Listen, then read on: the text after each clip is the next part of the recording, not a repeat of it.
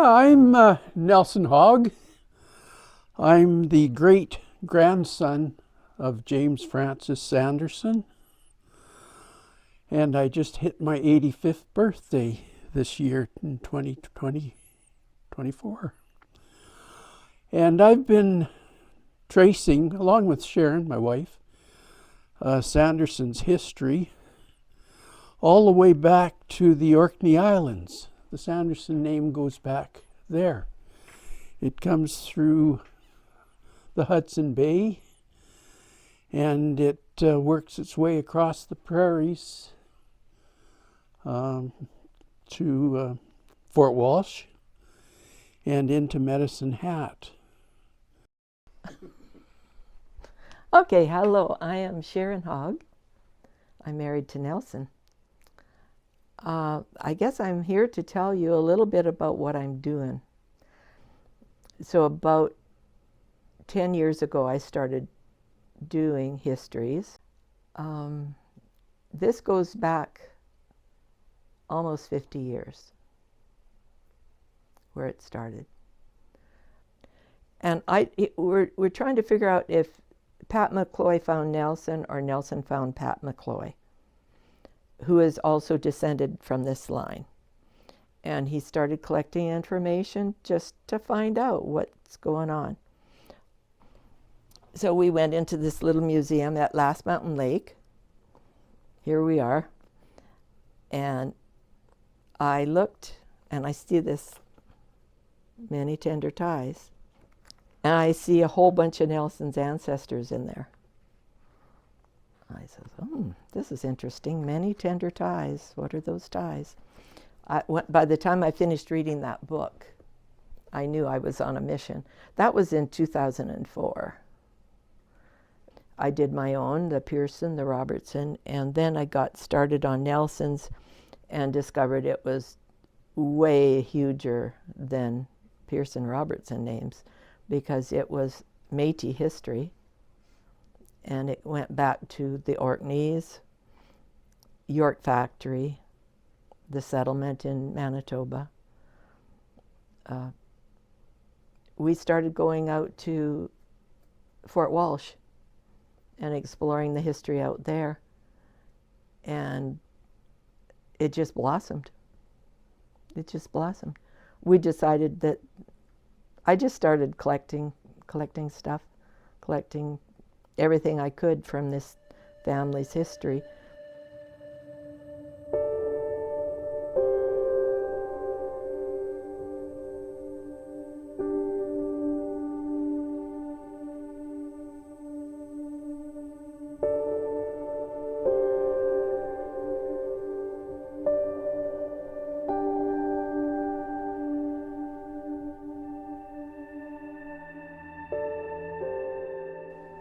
And I said, Nelson, those are all your ancestors.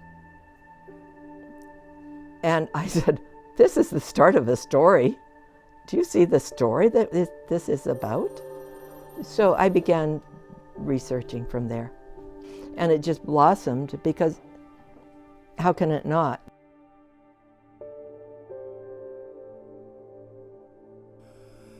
And Sanderson worked for my great-grandfather, Edward Mackay, at Fort Walsh. He married one of Edward Mackay's daughters, Maria Sanderson. And they had five daughters, and one was Mary, who was my grandmother, Mary. Became Mary Anderson. James Sanderson freighted out of Fort Walsh. I have information from Fort Walsh. It took 16 days to take a bull train from Fort Walsh to Fort Benton and return. And Sanderson ran that. back in, I think it was 1881. It's in the record, Fort Walsh's record. He had the first livery stable here in Medicine Hat. When people come to town, you know, you have to park your car. You park your horse at the livery stable. And it was where the bus depot is downtown right now. From horses to buses in the same place. He gathered many stories from the indigenous people, the Crees, and possibly Blackfeet around the area here.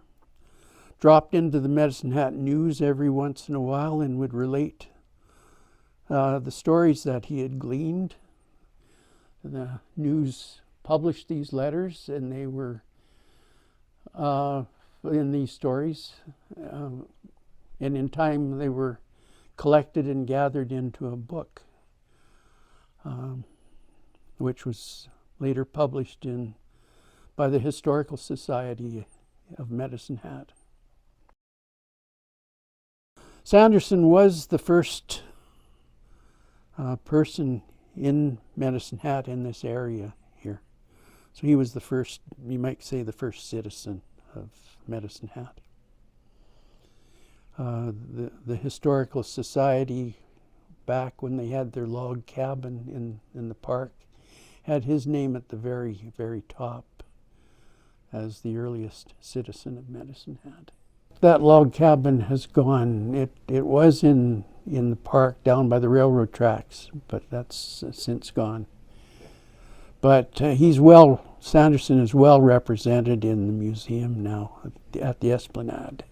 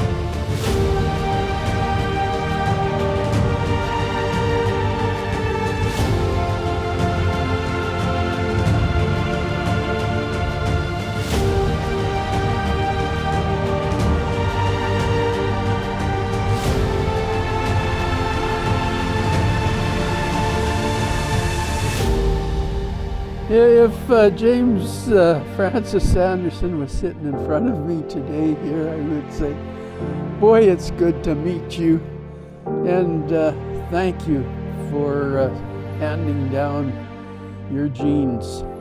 I've had a very, very good life. I'm glad he's my great grandfather-in-law.